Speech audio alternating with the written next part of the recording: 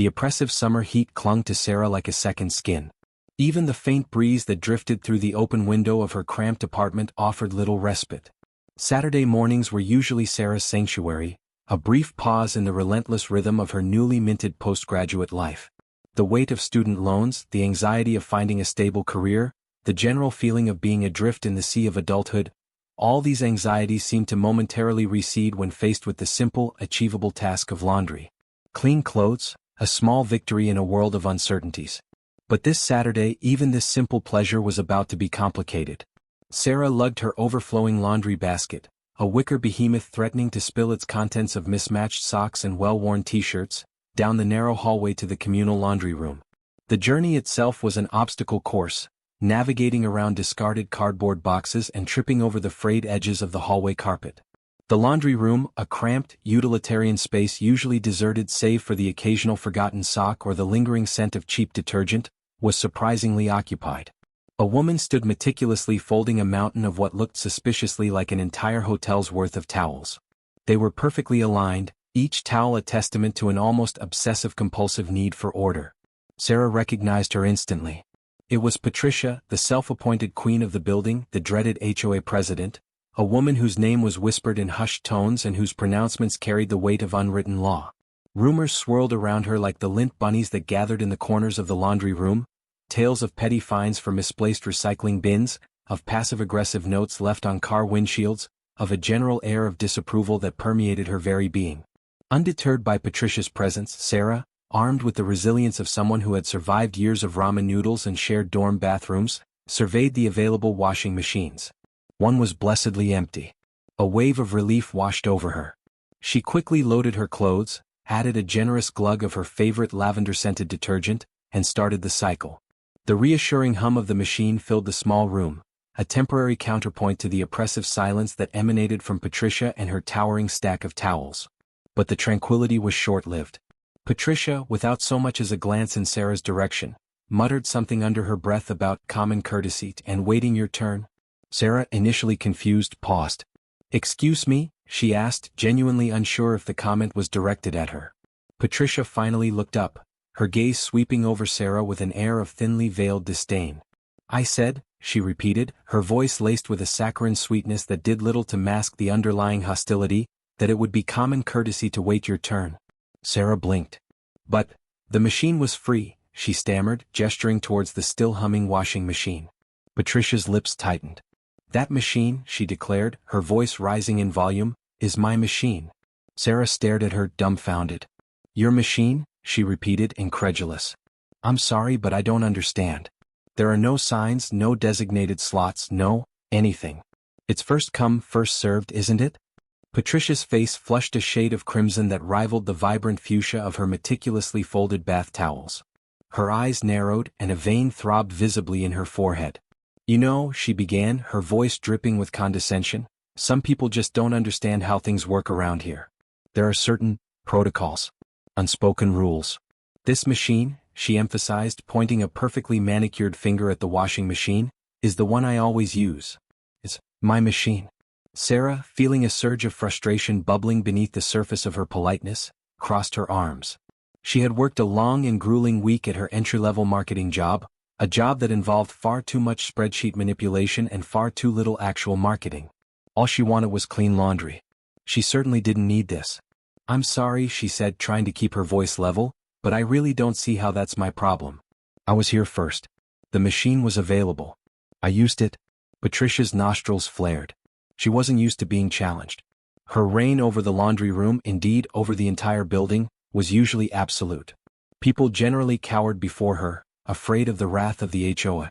But Sarah, tired, stressed, and fueled by the injustice of being lectured about laundry room etiquette by a towel-hoarding tyrant, was not about to back down.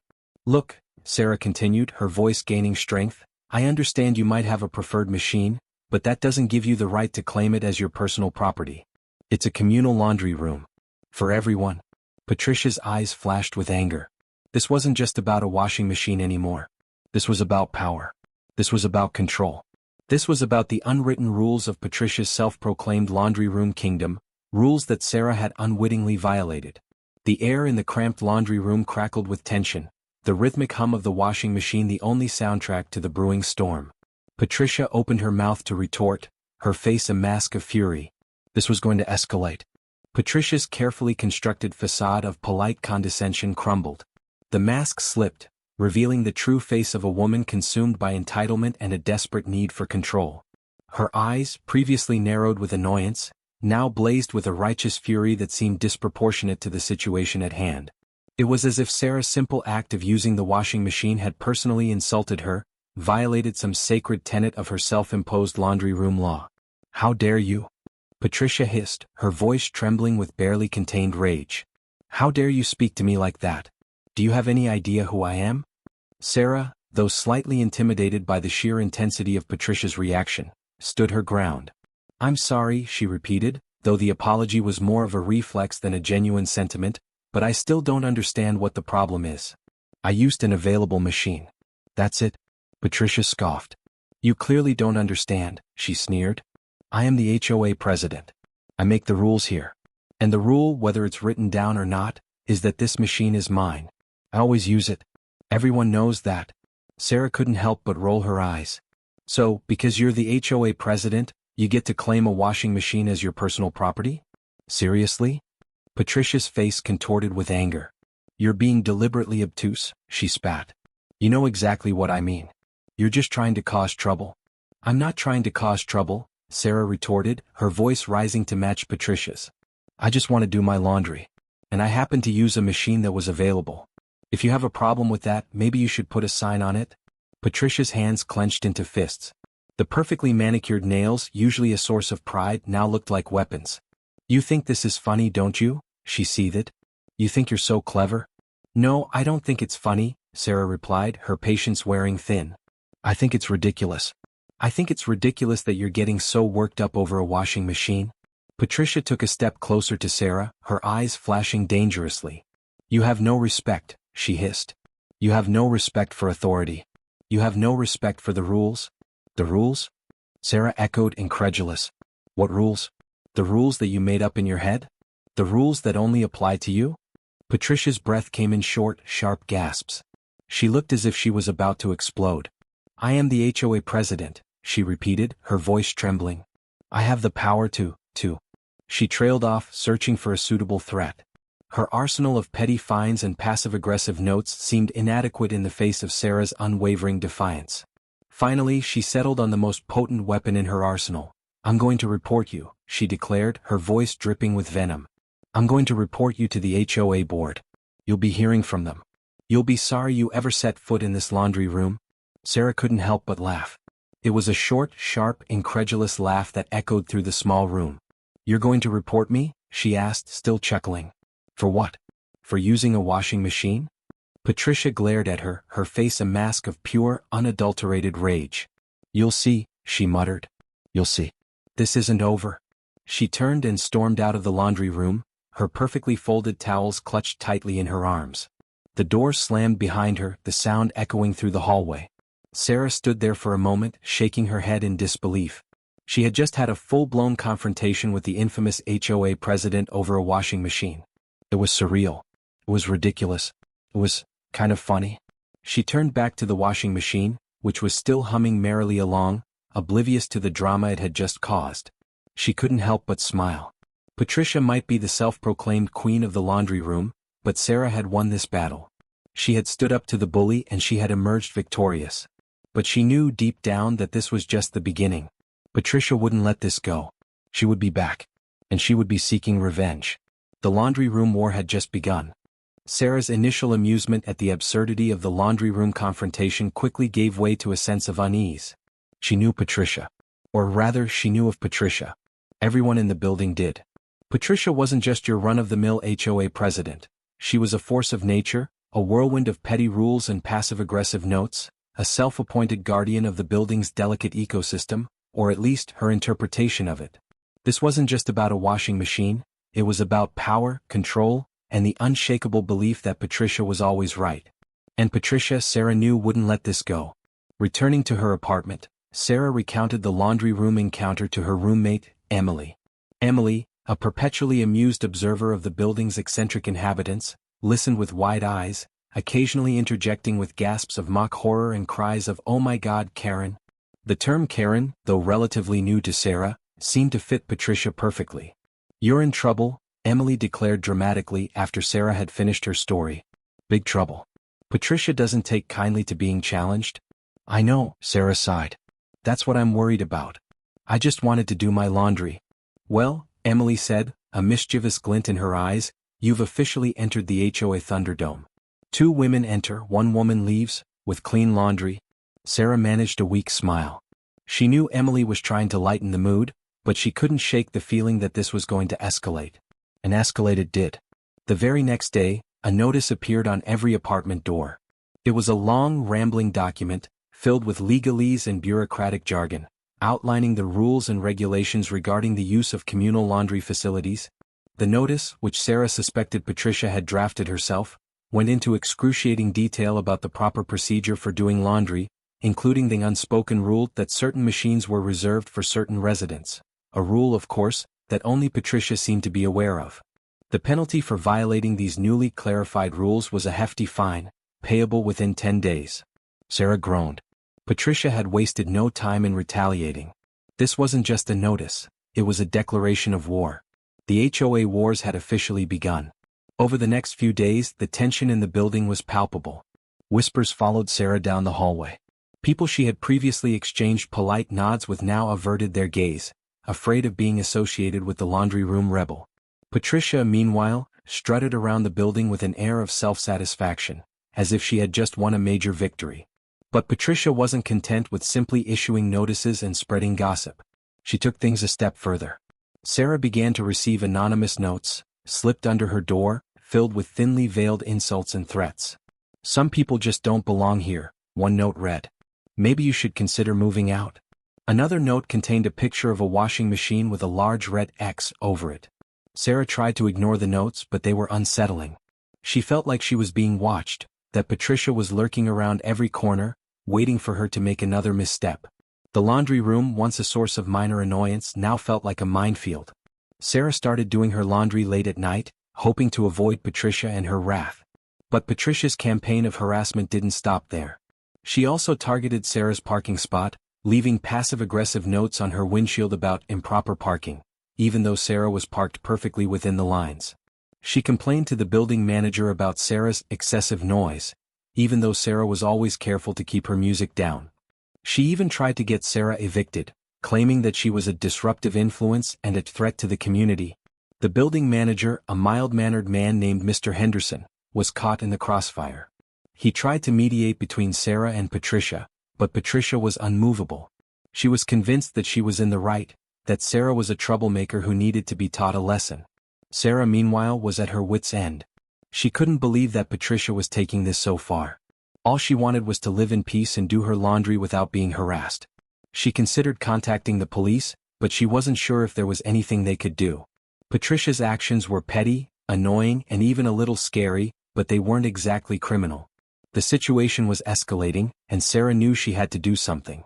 She couldn't let Patricia bully her into submission. She had to fight back. But how? Patricia had the power of the HOA behind her, while Sarah was just a single resident, trying to navigate the complexities of postgraduate life and the even more complex world of HOA politics. She needed a plan. She needed a strategy. She needed to find a way to win the HOA wars. Sarah knew she couldn't fight Patricia on Patricia's terms. Patricia thrived in the realm of petty rules and bureaucratic maneuvering. Sarah needed to find a way to expose Patricia's behavior, to show everyone the true extent of her obsession with control and her willingness to harass anyone who dared to challenge her authority. She needed to fight fire with fire, but with a more strategic, less inflammatory flame. She started documenting everything. Every note, every complaint, every interaction with Patricia she meticulously recorded.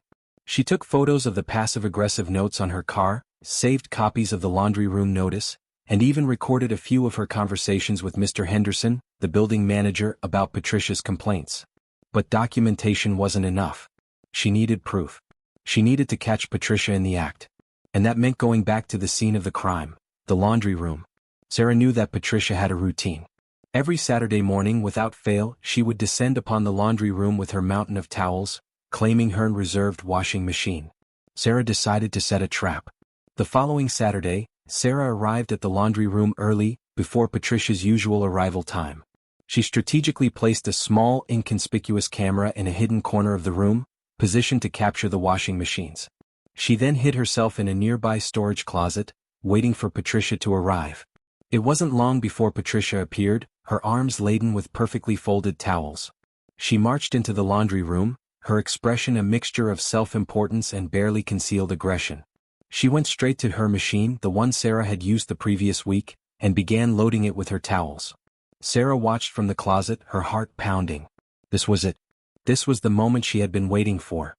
As Patricia was busy arranging her towels, Sarah emerged from the closet, holding her phone in her hand, the camera still running.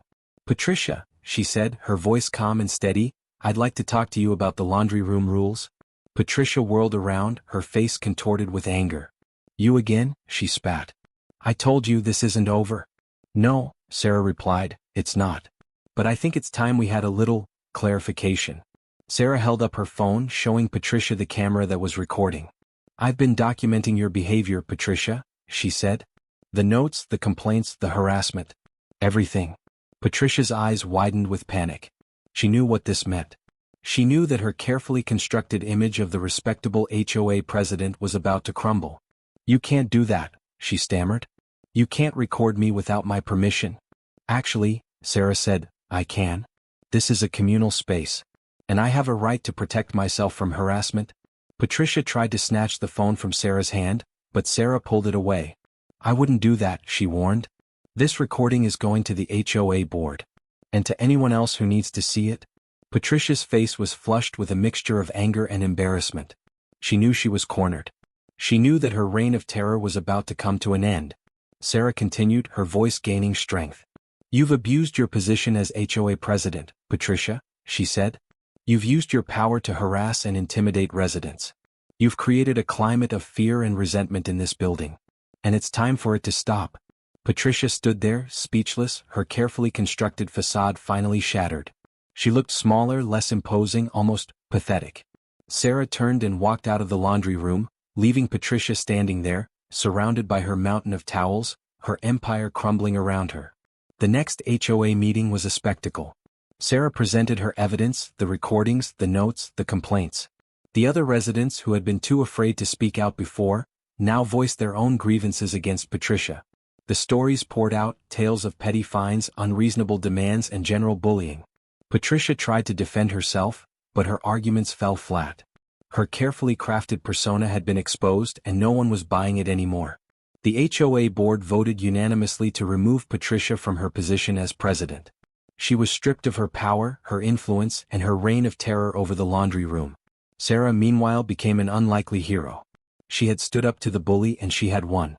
The laundry room, once a battleground, was now a place of peace, where residents could do their laundry without fear of retribution.